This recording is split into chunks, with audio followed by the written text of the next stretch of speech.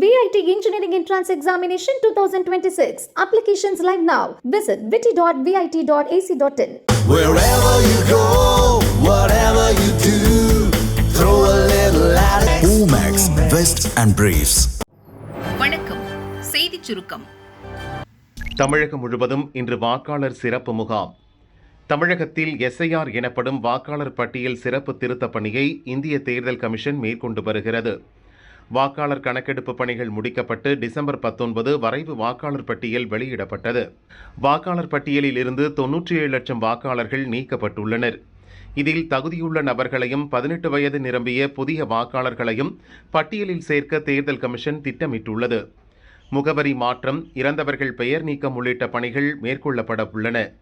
இதற்காக ஆன்லைன் வாயிலாக மனுக்கள் பெறப்படுகின்றன.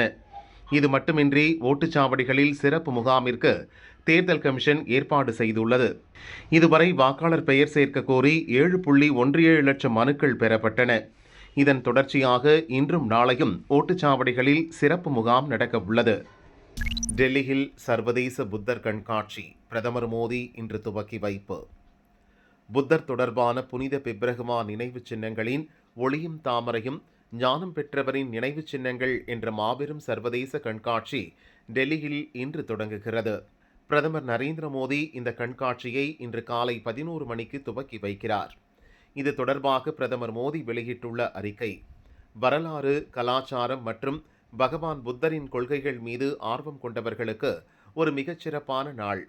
புத்தரின் உன்னதமான சிந்தனைகளை மேலும் பிரபலப்படுத்துவதற்கான எங்கள் உறுதிப்பாட்டிற்கு இணங்க அமைந்துள்ளது.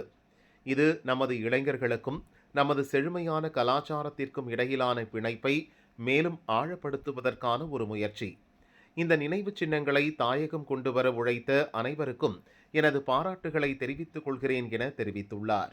குறுக்கு வழி வேண்டாம், உழைப்பே வெற்றி தரும். பட்டமளிப்பு விழாவில் துணை ஜனாதிபதி பேச்சு. சென்னையில் டாக்டர் எம்ஜிஆர் கல்வி மற்றும் ஆராய்ச்சி நிறுவனம் பல்கலைக்கழகத்தின் 34வது பட்டமளிப்பு விழா வேலப்பன் சாவடியில் உள்ள ஏசிஎஸ் மருத்துவமனை கன்வென்ஷனல் ஹாலில் நடந்தது. இதில் மருத்துவம், கலை, அறிவியல் உள்ளிட்ட பல்வேறு பாடப்பிரிவுகளில் இளநிலை, முதுநிலை, PhD முடித்த 5087 மாணவ மாணவியருக்கு பட்டங்கள் வழங்கப்பட்டன. பல்கலை நிறுவனர் வேந்தர் AC சண்முகம் தலைமையில் நடந்த பட்டமளிப்பு விழாவில் துணை ஜனாதிபதி CP ராதாகிருஷ்ணன் சிறப்பு விருந்தினராக பங்கேற்றார். மாநில சுகாதார அமைச்சர் சுப்பிரமணியன், MLA நயினார் நாகேந்திரன் உள்ளிட்டோர் சிறப்பு அழைப்பாளர்களாக பங்கேற்றனர். மாணவர்களுக்கு பட்டம், பதக்கம் வழங்கி சிறப்பித்த துணை ஜனாதிபதி CP ராதாகிருஷ்ணன் பேசியதாவது, வாழ்வில் வெற்றியும் தோல்வியும் மாறி மாறி வரும். எதையும் தாங்கும் மனப்பக்குவம் மாணவர்களுக்கு அவசியம். பட்டம் வாங்குவதோடு மாணவர்களின் கடமை முடிந்துவிடவில்லை. தொடர்ந்து உழைக்க வேண்டும். நம் இலக்கு எது என்ற தெளிவுடன் மாணவர்கள் பயணிக்க வேண்டும். பிறருடன் உங்களை ஒப்பிட்டு பார்க்காதீர்கள். எந்த நிலையிலும் குறுக்கு வழியை தேர்வு செய்யாதீர்கள். தொழில்நுட்ப வளர்ச்சிக்கு ஏற்பட மாணவர்கள் தங்களை மேம்படுத்திக் கொள்ள வேண்டும். நம்பிக்கையுடன் தொடர்ந்து உழைத்தால் உங்கள் வெற்றியை யாராலும் தடுக்க முடியாது என துணை ஜனாதிபதி பேசினார். திமுக கவலைக்கிடம். தாவேக்கா போனால் தப்பிக்கலாம். காங்கிரஸ் தலைமைக்கு ஷாக் தகவல். வரும் சட்டசபை தேர்தலில் திமுக கூட்டணியில் நீடிக்க வேண்டும் என அகில இந்திய காங்கிரஸ் தலைவர் கார்கே, முன்னாள் மத்திய அமைச்சர் சிதம்பரம், தமிழக காங்கிரஸ் தலைவர் செல்வ பெருந்தகை ஆகியோர் அடங்கிய மூவர் அணி உறுதியாக உள்ளது. அதே நேரத்தில் லோக்சபா காங்கிரஸ் தலைவர் ராகுல், காங்கிரஸ் பொதுச் செயலர்கள் பிரியங்கா, வேணுகோபால் ஆகியோர் அடங்கிய மூவர் அணி தாவேக்கா கூட்டணியில் இடம்பெற விரும்புகிறது. ராகுலின் நண்பர் பிரவீன் சக்கரவர்த்தி தமிழக காங்கிரஸ் மாநில நிர்வாகிகள் மற்றும் மாவட்ட தலைவர்களை ரகசியமாக சந்தித்து தாவேக்கா கூட்டணியில் இடம்பெற ஆதரவு திரட்டி வருகிறார். எனவே பொங்கலுக்கு பின் மூவர் அணி தரப்புகள் எடுக்கும் முடிவால் பல அரசியல் அதிரடி மாற்றம் நடக்கும் என எதிர்பார்க்கப்பட்டது. ஆனால் அதற்கு முன்னரே கட்சிக்குள் புகைச்சல் தொடங்கிவிட்டது. ஒரு சிலரின் சுயநலத்துக்காக தமிழக காங்கிரஸ் கொஞ்சம் கொஞ்சமாக அழிவின் பாதையில் சென்று கொண்டிருக்கிறது என கரூர் காங்கிரஸ் MP ஜோதிமணி ஆவேசமாக குற்றம் சாட்டியுள்ளார். தொடர்ந்து காங்கிரஸ் கட்சியின் தலைமை செயற்குழு உறுப்பினரும் சொத்து பாதுகாப்பு குழு உறுப்பினருமான சூரிய பிரகாசம் கட்சியை விட்டு விலகப் போகிறேன் என அறிவித்துள்ளார். அவர் காங்கிரஸ் தலைவர் கார்கே, முன்னாள் தலைவர் சோனியா, லோக்சபா காங்கிரஸ் தலைவர் ராகுல் ஆகியோருக்கு கடிதம் அனுப்பியுள்ளார். திமுகவின் அடிமைகள் கூடாரமாக தமிழக காங்கிரஸை மாற்ற மாநில தலைவர் செல்வ பெருந்தகை தீவிர முயற்சி செய்கிறார். தமிழக அரசின் கடன் சுமை 10 லட்சம் கோடி ரூபாயாக அதிகரித்துள்ளது என்பதை திமுக அரசே கடந்த ஆண்டின் பட்ஜெட் அறிக்கையில் ஒப்புக்கொண்டுள்ளது. ஆனால் உண்மைக்கு மாறாக திமுக அரசின் மீது பழி போடுவதாக காங்கிரஸ் தரவு மற்றும் பகுப்பாய்வு பிரிவு தலைவராக இருக்கும் பிரவீன் சக்கரவர்த்தி மீது வசைபாடி வருவது கண்டிக்கத்தக்கது. வரும் சட்டசபை தேர்தலில் வெகுஜன திமுக எதிர்ப்பால் திமுக கூட்டணி படுதோல்வி அடையும். இதில் காங்கிரசும் சேர்ந்து படுதோல்வி அடையக்கூடாது. அதனால் காங்கிரஸ் தாவேகாவோடு தேர்தலுக்காக கூட்டணி அமைக்க வேண்டும். அப்படி கூட்டணி அமைத்தால் காங்கிரசுக்கு ஆட்சியில் பங்கு கிடைக்கும். ஆட்சியில் பங்கு என்ற காங்கிரஸ் கட்சியின் நீண்ட கால கனவும் நிறைவேறும்.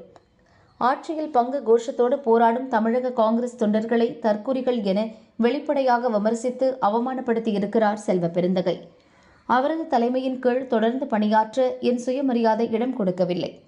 எனவே நான் வகித்து வரும் தமிழக காங்கிரஸ் செயற்குழு உறுப்பினர் மற்றும் சொத்து பாதுகாப்பு குழு உறுப்பினர் பதவியை ராஜினாமா செய்கிறேன். காங்கிரஸ் அடிப்படை உறுப்பினர் பதவியிலிருந்தும் விலகுகிறேன் என சூரிய பிரகாசம் தனது கடிதத்தில் கூறியுள்ளார்.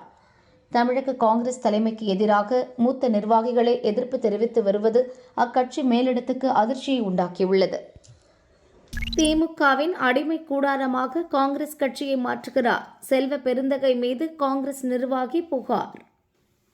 திமுகவின் அடிமைகள் கூடாரமாக தமிழக காங்கிரஸை மாற்ற மாநில தலைவர் செல்வ பெருந்தகை முயற்சி செய்கிறார் என காங்கிரசின் தலைமை செயற்குழு உறுப்பினரும் சொத்து பாதுகாப்பு குழு உறுப்பினருமான ஏபி சூரிய பிரகாசம் கூறியுள்ளார்.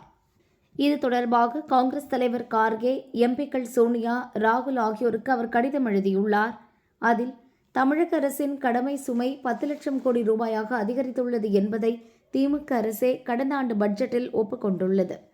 ஆனால் உண்மைக்கு மாறாக திமுக அரசு மீது பழி போடுவதாக காங்கிரசின் தரவு மற்றும் பகுப்பாய்வு பிரிவு தலைவராக இருக்கும் பிரவீன் சக்கரவர்த்தி மீது வசைபாடி வருவது கண்டிக்கத்தக்கது. சட்டசபை தேர்தலில் வெகுஜன திமுக எதிர்ப்பால் திமுக கூட்டணி படுதோல்வி அடையும். இதில் காங்கிரசும் சேர்ந்து படுதோல்வி அடையக்கூடாது.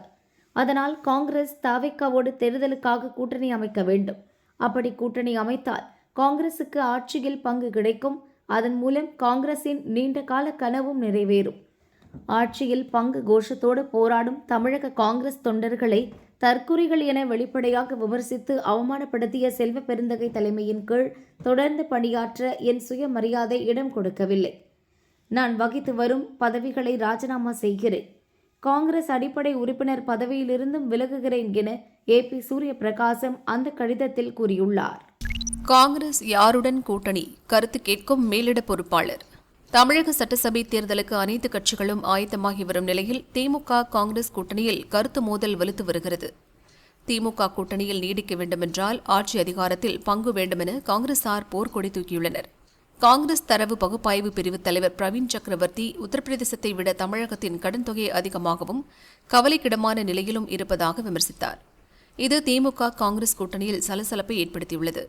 பிரவீன் சக்கரவர்த்தி மீது நடவடிக்கை எடுக்க வேண்டுமென திமுக அமைச்சர்களும் கூட்டணி கட்சி எம்பிக்களும் காங்கிரஸ் மேலிடத்திடம் வலியுறுத்தினர். அவர்களுக்கு பதிலளிக்கும் வகையில் காங்கிரஸ் எம்பி மாணிக்கம் தாக்கூர் காங்கிரஸ் உட்கட்சி விவகாரத்தை கூட்டணி கட்சிகள் யாரும் விமர்சித்து பேச வேண்டாம், லட்சுமண ரேகையை யாரும் தாண்ட வேண்டாம் என அறிக்கை வெளியிட்டார். இதைத் தொடர்ந்து காங்கிரஸ் கட்சியில் பிரவீன் சக்கரவர்த்தி ஆதரவு எதிர்ப்பு என இரு கோஷ்டிகள் உருவாகியுள்ளன. ஆதரவு கோஷ்டி தாவேகாவுடன் கூட்டணி வைக்கலாம் என கூற, எதிர்ப்பு கோஷ்டி திமுக கூட்டணியில் நீடிக்க வேண்டும் என வலியுறுத்தி வருகின்றனர். இதனால் யாருடன் கூட்டணி என குழப்பம் ஏற்பட்டுள்ளது. இதுகுறித்து முடிவு செய்ய காங்கிரஸ் கட்சியின் அனைத்து தரப்பு அமைப்புகளின் நிர்வாகிகளை கட்சி மேலிட பொறுப்பாளர் கிரீஷ் சோடங்கர் சந்தித்து பேசவுள்ளார். அவர் சென்னையில் தங்கிய நிர்வாகிகளை சந்தித்து கருத்து கேட்கிறார். இதுகுறித்து காங்கிரஸ் நிர்வாகிகள் கூறியதாவது: முதல்வர் ஸ்டாலினிடம் தொகுதி பங்கீடு தொடர்பாக காங்கிரஸ் ஐவர் குழு பேச்சு நடத்தி இன்றுடன் 30 நாட்கள் முடிவடைகிறது. திமுக முடிவை 15 நாட்களில் தெரிவிக்க வேண்டுமென கிரீஷ் சோடங்கர் ஏற்கனவே கேட்டுக் கொண்டார். ஆனால் தேர்தல் தேதி அறிவித்த பின் தொகுதி பங்கீடு குழு அமைத்து பேச்சு நடத்துவோம் என திமுக தரப்பில் அறிவித்துவிட்டனர். சத்தியமூர்த்தி பவனில் இருந்தபடி காங்கிரசின் பல்வேறு நிலை நிர்வாகிகளையும் சந்தித்து கருத்து கேட்கும் சோடங்கர் அதை தொகுத்து டில்லி மேலிடத்திடம் தெரிவிக்க உள்ளார். அதன்பின் கூட்டணி குறித்து இறுதி முடிவெடுக்கப்படும் என காங்கிரஸ் நிர்வாகிகள் கூறினர். பாமகவில் அப்பா மகன் மோதல் சமூக மோதலாக மாறும் அபாயம்.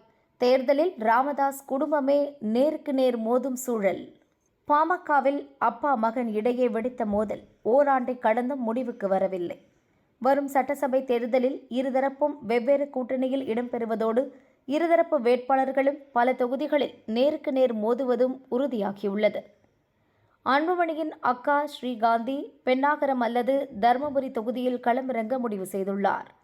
இந்த தொகுதிகளில் ஒன்றில் அன்புமணி அல்லது அவரது மனைவி சௌமியா போட்டியிடுவார் என பாமகவினர் கூறுகின்றனர். இதனால் ராமதாஸ் குடும்பத்தினரே தேர்தல் களத்தில் நேருக்கு நேர் மோதும் சூழல் உருவாகும். பென்னாகரத்தில் ஸ்ரீகாந்தி அல்லது அவரது மகன் சுகந்தன் போட்டியிட்டால் அத்தொகுதி எம்எல்ஏவாக இருக்கும் ஜி.கே. மணி மேட்டூர் தொகுதியில் போட்டியிடுவார்.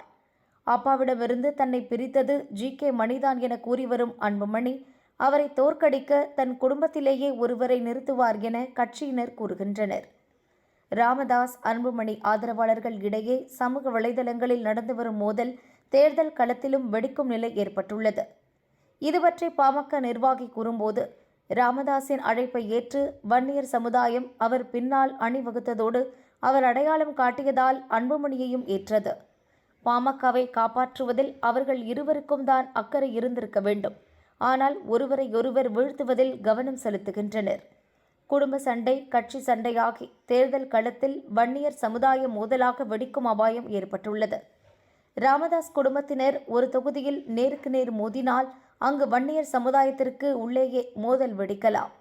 பாமகவை நம்பி உழைத்த எங்களை போன்ற நிர்வாகிகளின் எதிர்காலம் கேள்விக்குறியாகியுள்ளது. சமுதாய நலன் கருதி இருவரும் சமரசமாக வேண்டும் என்று அவர் கூறினார். நீதிபதியை விமர்சித்து நூல் நடவடிக்கை எடுக்க பாஜக கோரிக்கை. திருப்பரங்குன்றம் தீபத்தூண் விவகாரத்தில் தீர்ப்பளித்த நீதிபதி ஜி.ஆர். சுவாமிநாதனை விமர்சிக்கும் நூலை வெளியிட்டவர்கள் மீது நடவடிக்கை எடுக்குமாறு சென்னை மாநகர காவல்துறைக்கு தமிழக பாஜக கோரிக்கை விடுத்துள்ளது. இதுகுறித்து தமிழக பாஜக செய்தி தொடர்பாளர் பிரசாத்தின் அறிக்கை. சென்னை உயர்நீதிமன்றத்தின் கண்ணியத்தின் மீதான ஒரு வெட்கக்கேடான தாக்குதலை நான் எடுத்துக் காட்டுகிறேன். உயர்நீதிமன்ற மதுரை கிளை நீதிபதி சுவாமிநாதன் சமீபத்தில் பல நூற்றாண்டுகளாக வரலாற்று, இலக்கிய மற்றும் சட்ட ஆதாரங்களின் அடிப்படையில் திருப்பரங்குன்றம் கோவிலில் உள்ள பண்டைய தீபத்தூணில் கார்த்திகை தீபம் ஏற்றும் பாரம்பரிய முறையை நிலைநிறுத்தி நியாயமான தீர்ப்பை வழங்கினார். அரசியலமைப்பு கொள்கைகள் மற்றும் முன்னுதாரணங்களில் வேரூன்றிய இந்த தீர்ப்பு வேண்டுமென்றே அவதூறு செய்யப்பட்டுள்ளது. கீழக்கட்டு பதிப்பகம் திருப்பரங்குன்றம் விவகாரம் ஜி.ஆர். சுவாமிநாதன் நீதிபதியா அல்லது RSS ரவுடியா என்ற தலைப்பில் நூல் வெளியிட்டுள்ளது. அட்டைப்படம் நீதிபதியை ஒரு கை திரிசூலத்தை பிடித்துக்கொண்டு மற்றொரு கை காவிக்கொடியை பிடித்துக்கொண்டு கொடூரமாக கேலி சித்திரமாக்குகிறது. இந்த நூல் புத்தக கண்காட்சியில் 172, 173 அரங்குகளில் காட்சிப்படுத்த திட்டமிடப்பட்டுள்ளது. நீதித்துறை நேர்மையை கேலி செய்கிறது. இது நீதித்துறையை அவமதிக்கிறது. நீதி நிர்வாகத்தின் மீதான மக்களின் நம்பிக்கையை சிதைக்கிறது. எனவே இந்த விவகாரத்தில் வழக்கு பதிவு செய்து சென்னை காவல்துறை நடவடிக்கை எடுக்க வேண்டும் என அதில் கூறப்பட்டுள்ளது.